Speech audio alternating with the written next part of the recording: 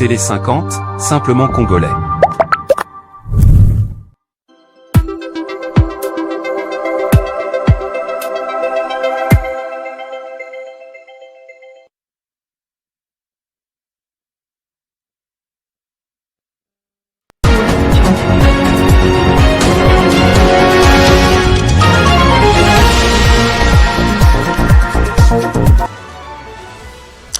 Arrivé hier au Kasaï central, le président de la République Félix-Antoine Tshisekedi va inaugurer ce mardi l'université de Kananga et le bâtiment de la DGI.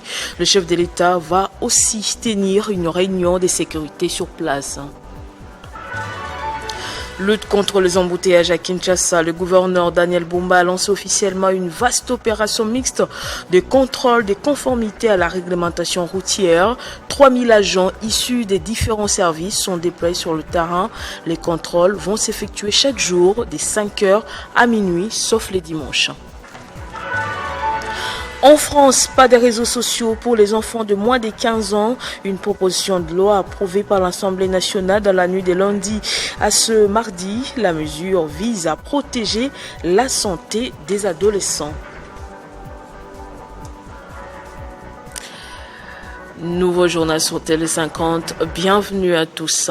Poursuivons sa mission au Kasaï central. Le président de la République, Félix-Antoine Tshisekedi, va inaugurer ce mardi l'université moderne de Kananga et le bâtiment de la Direction générale des impôts. Il va également visiter la voirie de la ville et tenir une réunion de sécurité. À son arrivée hier, le chef de l'État a inspecté les travaux de construction de la route Kalamba-Mbouji qui avance à pas de géant. C'est en début d'après-midi de ce lundi 26 janvier 2026 que Félix-Antoine Tshisekedi Tshilombo, président de la République démocratique du Congo, est arrivé sur la route Kananga-Kalamba-Mbouji pour une visite de routine. Accueilli par plusieurs officiels, dont le ministre des ITP, John Banzalunda, il a rapidement été convié à suivre les explications de Nico Nzaou, directeur général de l'Agence congolaise des grands travaux, maître d'ouvrage délégué du ministère des ITP sur ce projet qui a été complété par la mission de contrôle BK. Plusieurs réalisations majeures de ce projet, long de 230 km qui connecte la RDC à l'Angola, ont été présentées à l'hôte de marque. En premier, c'est depuis juillet 2025 que la route est ouverte sur toute sa longueur, garantissant le trafic, à l'image ici de ce bus Transco qui couvre désormais le parcours en 5 heures seulement. En deuxième lieu, les différentes centrales de production des agrégats, comme le gravier, de différentes granulométries, utiles pour la mise en œuvre du béton bitumineux, sont tous opérationnels. Ceci a également permis la construction des caniveaux qui couvrent déjà les traversées de toutes les grandes agglomérations sur les 20 premiers kilomètres, dont Chamatengu et Matamba. Cette production a aussi permis la mise en œuvre de la monocouche sur les 20 premiers kilomètres et les travaux se poursuivent en direction du village Kambundi. Quant à la couche de roulement, une planche d'essai de 600 mètres a été réalisée avec satisfaction.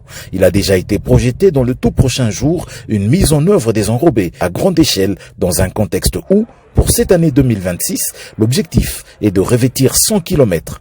Le ministre des Infrastructures et Travaux Publics, John Banzalunda, reste optimiste.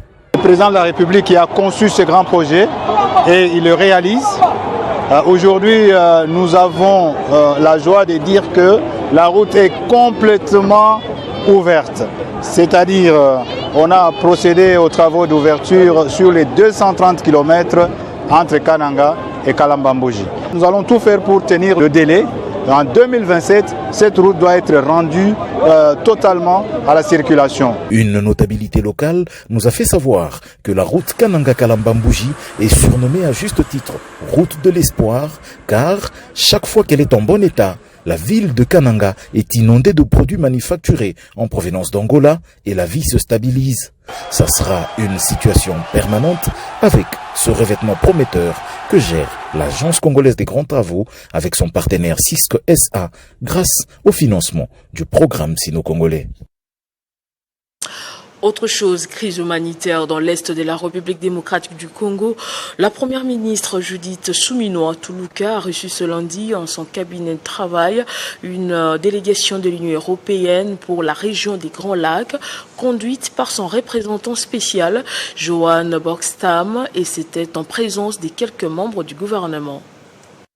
Au centre des échanges, les renforcements de l'assistance humanitaire dans l'Est de la République démocratique du Congo, ainsi que l'engagement continu de l'Union européenne en faveur du pays dans un contexte marqué par des défis humanitaires persistants. Avec ma délégation, on a échangé avec Madame la Première ministre et sa délégation, surtout sur l'engagement continu de l'Union européenne pour la République démocratique du Congo, notamment sur ce que nous faisons en termes d'assistance humanitaire. Des préoccupations qui devraient être prises en compte lors de la réunion des ministres européens des Affaires étrangères qui se tiendra à la fin du mois de janvier. Une information que Bokstam est venu partager avec la chef du gouvernement. L'Union européenne a réussi de financer ce camp et j'étais là aussi lors d'un acheminement de 73 tonnes de matériaux humanitaires. Mais bien évidemment, on a aussi touché sur la coopération plutôt globale, disons, entre l'Union européenne et la République démocratique du Congo. La première ministre a pour sa part salué la qualité de cette coopération et plaidé pour les renforcements du partenariat entre la RDC et l'Union européenne au bénéfice du peuple congolais et tout particulièrement dans la recherche de la paix. Par ailleurs, l'appui de l'Union européenne en faveur des réfugiés congolais dans la région a été évoqué. L'UE finance et soutient notamment l'assistance humanitaire aux réfugiés congolais au Burundi, principalement dans les camps de déplacés. Que nous, en tant que partenaires de la République démocratique du Congo, c'est extrêmement important pour moi de me rendre sur le terrain afin que Madame la Première ministre puisse, à travers moi, convoquer des messages pertinents aux ministres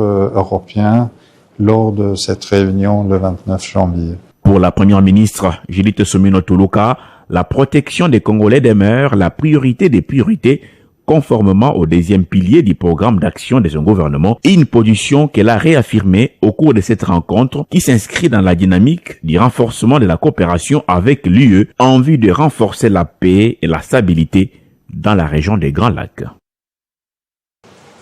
À Lubero, Nord Kivu, des déplacements massifs de la population sont signalés au lendemain des attaques des EDF ayant coûté la vie à une dizaine de civils à Moussenge.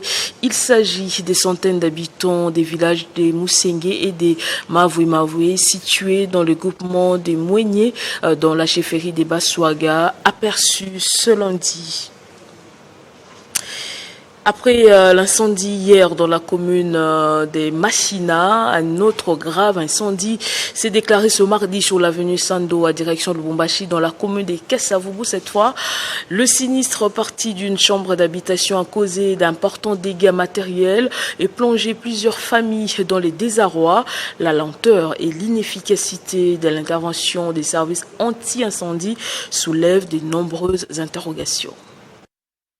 Il est un peu plus de 8 heures ce mardi matin sur l'avenue Sandoa, dans la commune de Kasavubu, lorsqu'un court-circuit électrique dans une chambre déclenche un violent incendie.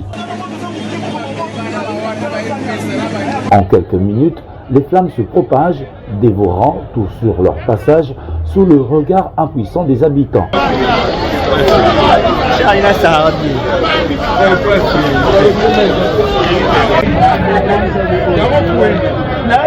Malgré l'alerte donnée à temps, le camion anti-incendie n'arrive que 2 heures plus tard.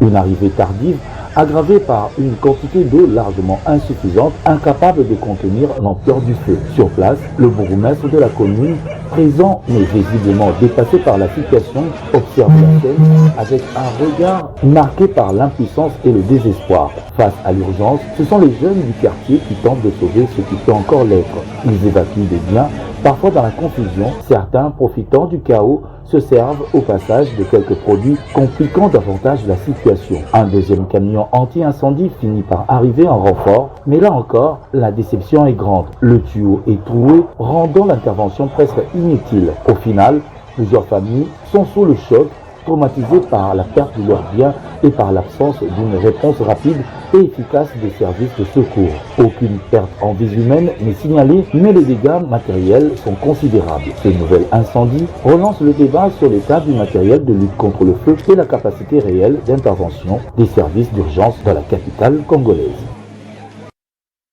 Comme annoncé, le gouverneur de la ville de Kinshasa, Daniel Bumba Lubaki, a procédé ce lundi au stade des Martyrs au lancement officiel d'une vaste opération mixte de contrôle des conformités à la réglementation routière destinée à assainir le secteur des transports dans la capitale congolaise. 3000 agents sont déployés sur l'ensemble de la ville. Ces agents auront pour mission de veiller au respect strict du code de la route. Les contrôles iront des 5h à minuit. À Kinshasa, une opération mixte de contrôle de conformité au code de la route a été lancée ce lundi. Au total, 3000 agents de la brigade mixte issus de la police nationale congolaise et de la brigade spéciale pour la protection de l'environnement, de la division urbaine de transport ainsi que de la régie des fourrières et du contrôle ont été sensibilisés par le premier citoyen de la ville pour mener à bien cette opération du retour à la norme. Cette cérémonie se veut également le déploiement de ces agents sur le terrain avec un objectif clair, restaurer l'ordre dans ce secteur stratégique. Les mesures annoncées portent notamment sur la vérification des permis de conduire, le contrôle technique des véhicules, l'inspection des vignettes et des autorisations de transport, la validation des assurances ainsi que le respect strict de la grille tarifaire officielle dans le transport en commun. Dans sa communication, le gouverneur Daniel Bumba a mis en garde contre toute forme de tracasserie ou d'abus lors de contrôle. Il a insisté sur le fait que l'opération doit se solder par un seul mot, la réussite. L'autorité urbaine a exhorté les Kinois à se mettre en règle avant de circuler dans les rues de la capitale, soulignant que l'assainissement du secteur de transport constitue une priorité incontournable pour améliorer la mobilité urbaine et la qualité de vie des Kinois. Lelo ezali bongo journée moko au ville à Kinshasa faut ezwa tournant mususu parce que tolobeli makambo etali bongo norme eza mboka moko te na mokili o évoluaka soki norme na discipline ezate biso nyonso awa toyebi lolenge désordre ezali bongo observé na secteur ya transport, plus particulièrement na utilisation ya nzela réglementation likolo ya nzela ezali kozala bongo observé te.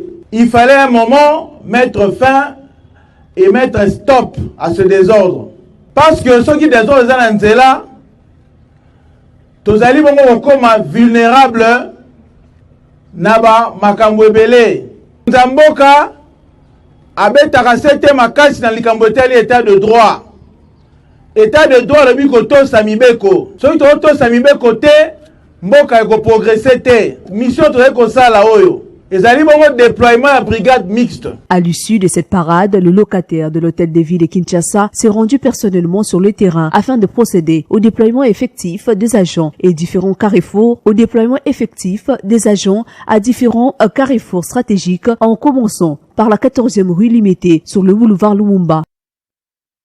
Et le manque de transport en commun à Kinshasa qui s'est fait ressentir depuis hier suite à l'annonce de ces différents contrôles n'a pas seulement eu des répercussions sociales pour des milliers de Kinois, mais également sur l'économie locale. Selon le constat fait sur le terrain, face à un grand nombre de chauffeurs qui se sont retirés de la voie publique et à l'absence des véhicules des marchandises circulant dans les rues, les usagers ont du mal à générer des revenus pour leur survie quotidienne. Commentaire de Nathan Diamoete Igoen. L'absence des bus et taxis sur les routes principales ont entraîné des files d'attente considérables au point d'arrêt habituel. Beaucoup de personnes, forcées de marcher sur les grandes distances ou d'attendre pendant 2 heures, sont arrivées en retard à leur emploi, à l'école ou à leurs tâches quotidiennes. Voici l'image des Kinshasa ce lundi 26 janvier 2026, suite à la décision des autorités de la ville d'affecter 3000 agents pour le contrôle routier. Bien que l'objectif soit de réguler la circulation routière en imposant aux conducteurs les paiements de quelques documents, entre autres permis de conduire, assurance, contrôle technique et vignettes, relevant à peu près le montant des $600 américains. Les répercussions sociales ont été instantanées pour les usagers, provoquant ainsi une baisse significative de l'économie de Kinshasa, caractérisée par une forte prédominance du secteur informel, des services, du commerce et d'industries légères, agroalimentaires, biens des consommations. De nombreuses activités économiques ont connu un ralentissement alors que certains magasins ont commencé à opérer avec du retard en raison d'un manque de personnel, augmentation exorbitante du prix des mototaxis, retard incessant, journées gâchées et perte de revenus. D'après l'association des chauffeurs du Congo, la circulation des transports en commun n'a atteint que 3 à 5% à cause du retrait massif des chauffeurs de la voie publique. Plus tard dans la journée de ce même lundi, Daniel Bumba, gouverneur de la ville, a annoncé que cette mesure reste en vigueur dès 5h à 0h, alors que le gouvernement provincial n'a à son actif aucune société de transport en commun. Les usagers de leur côté passent d'un sentiment d'incompréhension à la frustration, réclamant une discussion rapide entre les autorités et les compagnies des transports pour prévenir une prolongation indésirable de la situation. La vie devient de plus en plus difficile dans la capitale congolaise qui abrite une grande partie de la population urbaine, souffrante de fortes disparités avec une coexistence de quartiers huppés et bidonvilles et une pauvreté qui touche de nombreux ménages malgré l'activité économique intense. À l'international, les députés français ont approuvé dans la nuit de lundi à ce mardi une proposition de loi interdisant les réseaux sociaux au moins de 15 ans, une mesure visant à protéger la santé des adolescents soutenus de tout leur poids par le gouvernement et Emmanuel Macron, le président. Le Sénat doit désormais se prononcer. Le scrutin est clos. Pour 116 contre 23, l'Assemblée nationale a adopté. Cette décision intervient après un vote décisif à l'Assemblée nationale. Les députés ont adopté une proposition de loi visant à interdire l'accès aux réseaux sociaux pour les mineurs de moins de 15 ans. Il y a des incitations au suicide quand même sur les réseaux. Montrer comment on peut, des moyens de se donner la mort, démonter un taille-crayon, enfin c'est monstrueux. Marie, il y avait aussi comment faire un nœud pour se pendre. Ce n'est pas normal d'infliger ça à des adolescents. Par 130 voix contre 21, le texte soutenu par le gouvernement proscrit également l'utilisation de téléphones mobiles par les adolescents. Ce serait mieux parce que les réseaux sociaux c'est très tentant. Et moi j'ai pas cet exemple, j'ai juste eu un peu une semaine les réseaux sociaux et j'ai su que je savais pas me contrôler. Le lycée c'est un lieu d'éducation avant tout et l'éducation ça peut passer sans les réseaux sociaux et ça passe d'abord par l'échange concret, réel entre deux personnes. Je pense que le fait de leur retirer leur portable, eux ils vont le vivre comme quelque chose de liberticide et à raison parce que c'est aujourd'hui ce qui leur permet d'échanger avec leurs amis. Dans l'enceinte des lycées, Emmanuel Macron a salué le vote, le qualifiant d'étape majeure. Pour le président français, cette réforme entend répondre aux alertes sanitaires sur les effets psychologiques dévastateurs des plateformes numériques chez les plus jeunes. Et ce journal est terminé, place au rappel des titres. Arrivé hier au Kasaï central, le président de la République, Félix-Antoine Tshisekedi, va inaugurer ce mardi l'université de Kananga et le bâtiment de la Direction générale des impôts. Le chef de l'État va aussi tenir une réunion de sécurité sur place. Lutte contre les embouteillages à Kinshasa, le gouverneur Daniel Bumba a lancé officiellement une vaste opération mixte de contrôle de conformité à la réglementation routière. 3000 agents issus des différents services sont déployés sur le terrain. Les contrôles vont s'effectuer chaque jour de 5h à minuit, sauf le dimanche. En France, pas de réseaux sociaux pour les enfants de moins de 15 ans. Une proposition de loi approuvée par l'Assemblée nationale dans la nuit de lundi à ce mardi. La mesure vise à protéger la santé des adolescents. Restez avec nous, tout de suite, c'est la revue de presse.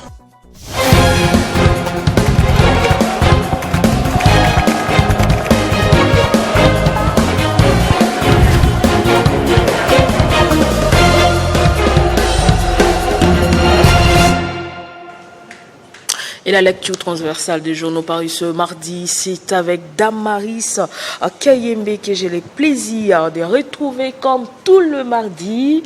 Bonjour Damaris et bienvenue. Bonjour Nathalie Yoko et salutations à toutes ces personnes qui nous suivent de partout. Deux sujets pour votre revue de presse. On commence par le Kasaï central. Le président Tshisekedi inaugure ce mardi l'université de Kananga.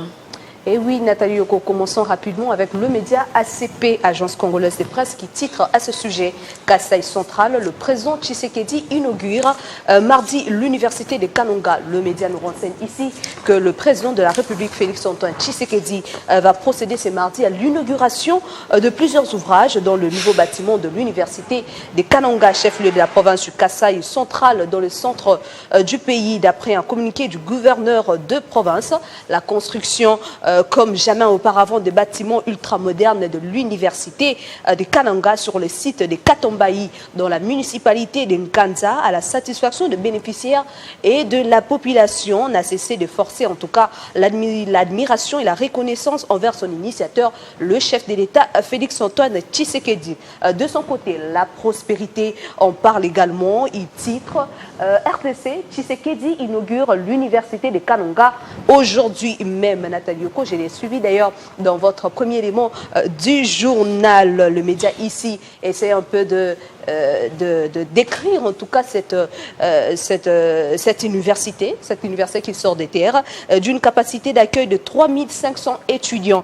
Cette infrastructure moderne marque un tournant décisif pour l'enseignement supérieur en RDC. Le campus comprend des bâtiments administratifs et facultaires, des auditoires modernes, ainsi que des laboratoires répondant aux standards du système LMD. En outre, 3 hommes étudiants, dont 2 pour les garçons et 1 pour les filles, offriront les meilleures conditions d'études et de travail. Ils sont l'unique au diapason de grandes universités du monde. Et pour finir avec ce sujet, la tempête de tropique nous aide aussi à ici en tout cas traiter l'info. Il titre en séjour au Kasaï central, Félix Tshisekedi inaugure l'université de Kananga. Avec cette inauguration, l'université de Kananga devient la 2e université officielle lancée par le chef de l'État dans l'espace Kasaï après l'université officielle de Mbuji-Mayi dans la province du Kasaï oriental. Cette initiative, Nathalie, s'inscrit dans la vision présidentielle visant à renforcer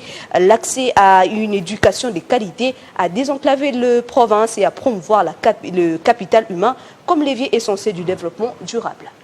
Deuxième sujet, les taxis et bus se raréfient. Les contrôles routiers grippent Kinshasa. Exactement, Nathalie Yoko. D'ailleurs, à la rédaction, je vous ai entendu vous plaindre, en tout cas, sur ce sujet, qui, en tout cas, vous n'êtes pas la seule à se plaindre sur ce sujet. Beaucoup de Congolais, hier, ont en tout cas fait les pieds. C'est d'ailleurs ça, le constat qu'a fait beaucoup de journalistes sur terrain. Nathan Diamoité n'a pas été le seul, en tout cas, à descendre sur terrain pour faire ces constats. La référence plus ici revient sur un article de l'agence congolaise de presse, le confrère qui ont fait, en tout cas, un déplacement sur terrain pour essayer de sillonner quelques rues de la capitale congolaise. Il titre à ce sujet, faute de transport en commun ce lundi 26 janvier à Kinshasa, des marées humaines à pied sur les artères. Pour ces médias, les Kinois ont vécu une journée inhabituelle marquée par une quasi-paralysie du transport en commun sur plusieurs grandes artères. Comme le dit son titre, des marées humaines étaient perceptibles allant dans tous les sens, faute de moyens de transport. Dès l'aube, le Kinoise et Kinois qui s'attendaient déjà à cette réalité, il faut le dire que beaucoup avaient déjà cette perception de choses, étaient contraints de marcher d'un coin à l'autre de la ville à pied. Une situation qui a suscité choc et émotion dans le cœur de nombreux marcheurs, dont certains n'avaient jamais hésité à s'en prendre à tort à l'autorité urbaine, pourtant pointée du doigt comme étant à la base de cette situation. Selon l'agence congolaise de presse, citée ici par la référence plus, le président de l'association de chauffeurs du Congo, section Kinshasa, a indiqué que la circulation de transport en commun à Kinshasa ce lundi n'a atteint que 3 à 5% en raison du retrait massif de chauffeurs. Info 27 ici vient essayer d'expliquer pourquoi les chauffeurs se sont retirés. Eh bien, craignant les amendes et les immobilisations de véhicules, de nombreux conducteurs ont préféré retirer leur engin de la circulation. Résultat, Arrêt de bus déserte, longue file de piétons le long de grandes artères et des milliers de Kinois contraints de parcourir de longues distances à pied pour rejoindre leur lieu de travail et d'études. Si les autorités ici, Nathalie, provinciales, défendent une opération de régularisation jugée nécessaire pour assainir le secteur du transport urbain et renforcer la sécurité routière, chauffeurs et organisations citoyennes dénoncent de mesures perçues comme brutale. Et pour finir, Nathalie, on va prendre le média forum des As, ici qui titre « La rareté des transports a paralysé les activités hier à Kinshasa ». Comme je l'ai dit tantôt, Nathan Diamouete n'a pas été le seul à faire le constat. Eh bien, le média forum des As est allé sur terrain pour recueillir en tout cas les avis des différentes victimes. On peut lire ici l'avis de Sarah, une secrétaire qui travaille ici en ville. Pour être... Elle dit, normalement, je paye 1500 aujourd'hui. Aujourd'hui, on parle du lundi. On me demande 5000 francs. Je n'ai pas le choix. Sinon, je perds mon travail. S'indigne Sarah, secrétaire dans une entreprise de la Gombe, agrippée à son sac. La voix lasse, elle résume le dilemme de nombreux usagers. Pour Moïse, ici fonctionnaire, la situation s'est transformée en véritable épreuve d'endurance. J'ai quitté la maison à 5 heures. J'ai marché plus de 2 heures. Ce n'est pas seulement la fatigue, c'est l'humiliation de voir la ville bloquée sans solution immédiate. Eh bien, c'est par ici qu'on va clôturer cette revue de presse avec les propos des différentes victimes qui ont fait les pieds hier. Et je crois aussi qu'ils ont fait les pieds aujourd'hui. Vous n'êtes pas parmi ces victimes, Damaris, depuis... Pas vraiment. Quand même, de mon côté, la situation est un peu surgée. Merci beaucoup, Damaris, pour tous ces détails. C'est à moi de vous remercier, Nathalie. Merci également à vous de nous avoir suivis de partout. L'information reste en continu et en temps réel sur votre télévision.